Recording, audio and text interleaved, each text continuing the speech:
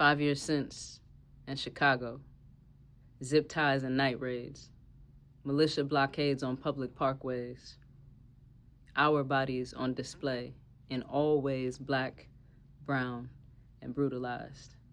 Shoved onto concrete, slammed into the ground, cuffed on curbs, crying for the children left behind. As we're dragged away, we are seen weeping, wounded, wailing, and wanting justice, still weak and unwanted, never strong as we actually are.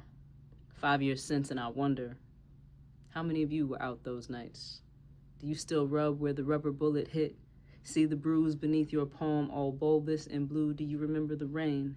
Chilling your skin, coating the night sky, speckled stardust. How do you frame Somali youth? Triggered into survival by a cascade of MPD shots targeting peaceful protesters, their slender, brown bodies emerging from clouds of tear gas rolling through our city's streets. Were you there to see them lift the innocent through the storm? Carry them off to safety, 2 boys, any body between them, limp from the hurt of it, hanging all Christ-like from their shoulders as they carry them off to safety. Did you see them activate after being activated?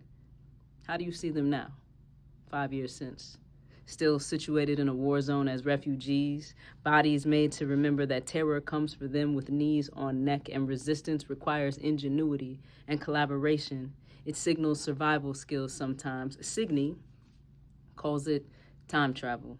When we go to another place while standing in the present moment, I wonder how many of us are still back there or elsewhere in need of a gentle touch, inviting us back here. I wonder, did you go to the square after Derek Chauvin robbed George Floyd of his breath? If yes, how long after? 5 years since, and Gaza's been stripped of anything resembling home, but we can't talk about it like we can't talk about racism anymore, or anti-blackness, or white supremacy, colonialism, capitalism, genocide, Sudan, Salome, the Congo, the kind of greed that causes lifeless babies to flood our feeds, or strange fruit to hang from southern trees, and children to go unseen. Can't talk about it when we don't have the language, when we're being desensitized by it, by a them we choose not to name for fear of affiliation and sameness, or surveillance and truth.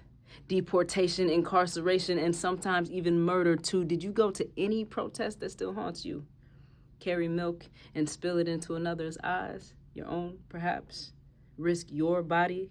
Feel afraid to fight for something once? Ever been to a third world and wondered who's on first and why? 5 years since, and it still feels like the 50s. Another black man leading the charge of freedom in this nation, and every black mother in the corner of the U.S. praying they don't Martin Luther King Jr., Brandon Johnson for his bravery. 5 years since, and what didn't affect you is at your door, knocking without a warrant or a badge, about to snatch you from your home, and they're adorned in combat gear, commanded by the rich to eat the poor and rip them limb from limb on live, and you think you have rights. 5 years since the murder of George Floyd, and the last time I broke the police barricade to save a student, stealing them back to St. Paul for their families in my city. 5 years since I've been maced or shoved or beaten by a police baton. 5 years since I've been to the square or written a poem about it, but I carry it to the polls and partner on policy. Can't describe it from memory. I work to make it so we never erect another altar for a life stolen by the system. In fact, 5 years since, and I haven't made sense of it.